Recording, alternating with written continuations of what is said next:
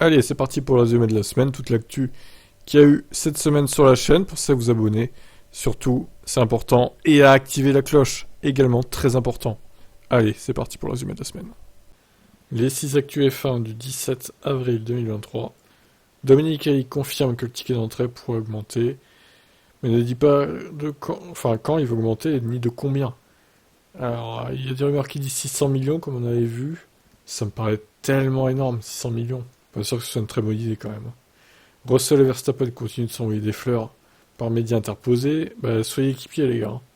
Dominique Hallyk prévient, le tournage du film sur la F1 pourrait être envahissant sur certains grands prix. Alors attention quand même à ne pas trop gêner les écuries qui vont se battre pour la course, pour gagner des courses, etc. AlphaTauri veut absolument se rapprocher de Red Bull pour redevenir performante.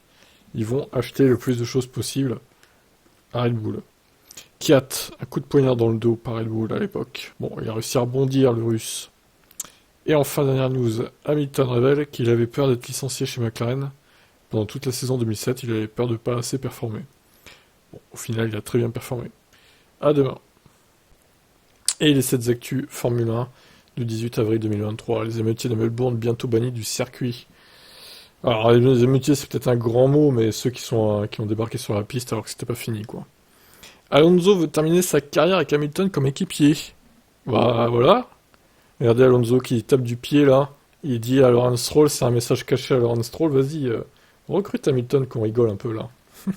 En vrai, de toute façon, Lawrence Stroll, s'il veut jouer le titre avec Aston Martin un jour, il faudra qu'il recrute quelqu'un d'autre que Stroll, parce que Stroll, je suis désolé, il n'est pas capable de jouer le titre déjà pilote.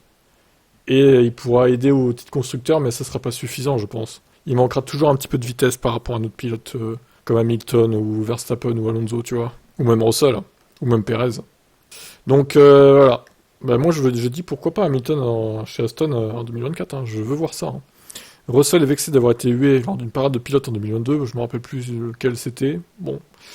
Une rotation au Canadian Nürburgring pour un futur Grand Prix d'Allemagne en préparation. Pourquoi pas, si ça peut permettre le retour du Grand Prix d'Allemagne. La pétition d'Abu Dhabi 2021, donc, qui atteint presque 100 000 signatures. La demande de révision de la pénalité de Carlos Sainz rejetée par les FIA. Bon, d'un côté, ça paraît logique. Ils n'allaient pas rechanger le résultat 2 semaines après. Ça aurait fait tâche, et Kravitz pense que Vettel va succéder à Marco dans un futur proche. Futur proche, je sais pas. Hein. Il faut qu'il s'occupe de sa famille avant. Allez, à demain. Et les 7 actus du jour du 19 avril 2023. Au niveau de la Formule 1, Steiner s'exprime sur ce qu'il a ressenti à Abu Dhabi 2021.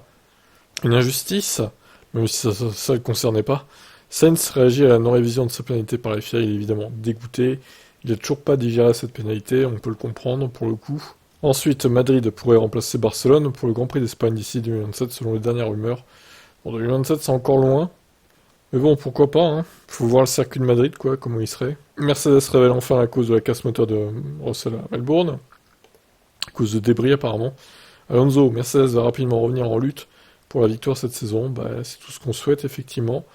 Scandale en Allemagne, un magazine a publié une fausse interview de Michael Schumacher, une interview faite par une IA en fait, ce qui est totalement surréaliste. Et enfin, dernière actu, Hamilton dévoile la plus grande course de sa carrière chez Mercedes. C'est un Grand Prix du Brésil. Quelle année? Je vous laisse deviner, pour ceux qui n'ont pas vu la vidéo. Allez, ciao, à demain pour la suite.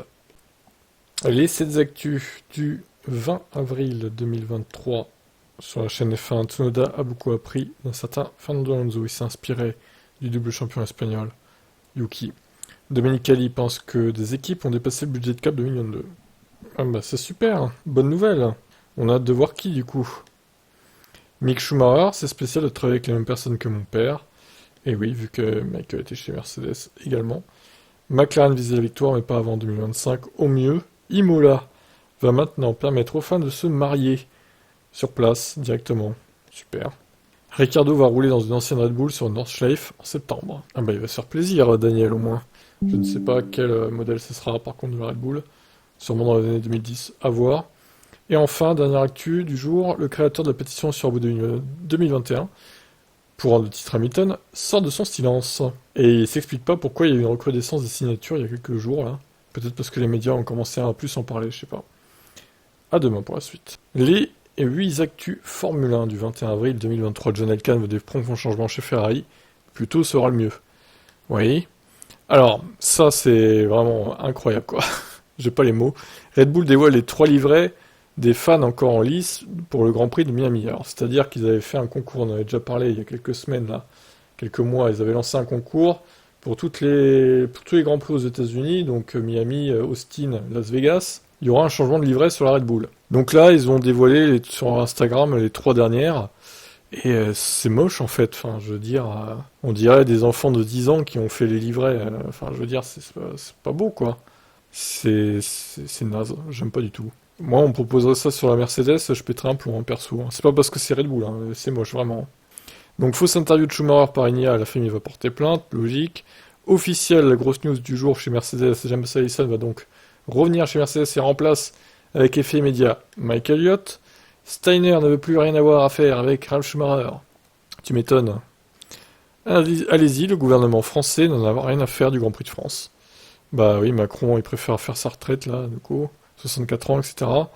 Wolff promet des avos cohérentes et efficaces dans les prochaines courses sur la W14. Et enfin, Lewis. C'est une chose étrange qu'on ne puisse pas être nous-mêmes partout dans le monde.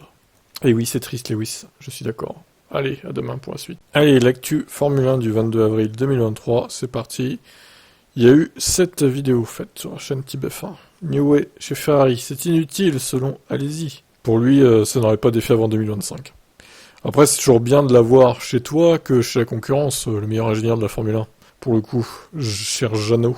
Ensuite, le nouveau format sprint devrait être officialisé d'ici jeudi prochain, donc à un jour du début du week-end de Bakou. Toujours au dernier moment avec la Formule 1. Domenicali a déclaré « Alonso, c'est de la magie à l'état pur ». Eh ben, et non. Alors ça, c'est fort, la CGT menace de couper le courant pour le Grand Prix de Monaco 2023.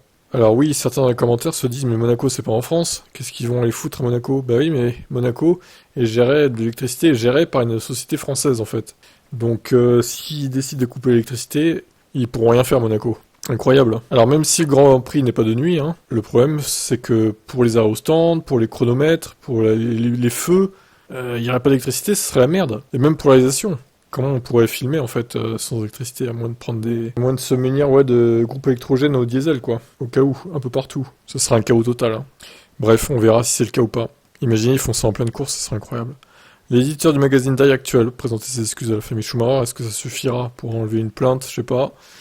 On verra. Seuls des grands changements à venir chez Mercedes. Et enfin, Marco révèle avoir conseillé à Lauda de recruter Hamilton, pensant que Mercedes resterait mauvaise. Et oui, le karma s'est pris Marco, bravo. Hein. On te remercie Helmut d'avoir offert 6 titres de plus à Lewis Hamilton chez Mercedes. Allez, bye bye, à demain. Et pour finir cette semaine d'actu, Formule 1. Il est temps que ça reprenne hein, les Grands Prix, parce que là, c'est vraiment long hein, quand même, cette pause. Et en plus, niveau actu, c'est pas la folie non plus. J'essaie de vous en trouver régulièrement 6 ou 7 par jour, mais bon. Il y a beaucoup d'actu dont on se fout, en fait, qui sont pas très intéressantes. Alors, Marco, on sait ce que ressent Wolff. Pas d'exultation chez Red Bull. Quel homme, ce Helmut. On a aussi Steiner qui tacle Wolff, qui avait défendu Mick Schumacher. Il lui répond donc, Steiner, avec ironie, Hughes. L'effet Allison ne se verra vraiment que sur la Mercedes 2024. Selon lui, donc, en 2023, on restera sur les bases de Mike Elliott, quoi. 2 ingénieurs Red Bull auraient été débauchés par Ferrari. Bon, ce sont des rumeurs à prendre avec des pincettes. Marco, pourquoi Ferrari se débarrassait-elle de Sainz? Bah oui, Sainz il est trop fort. Carlos, De La Rosa pense que Verstappen pourrait quitter Red Bull avant Perez. Moi, j'y crois pas du tout à ça. À voir. Et enfin, dernière news concernant les chaînes.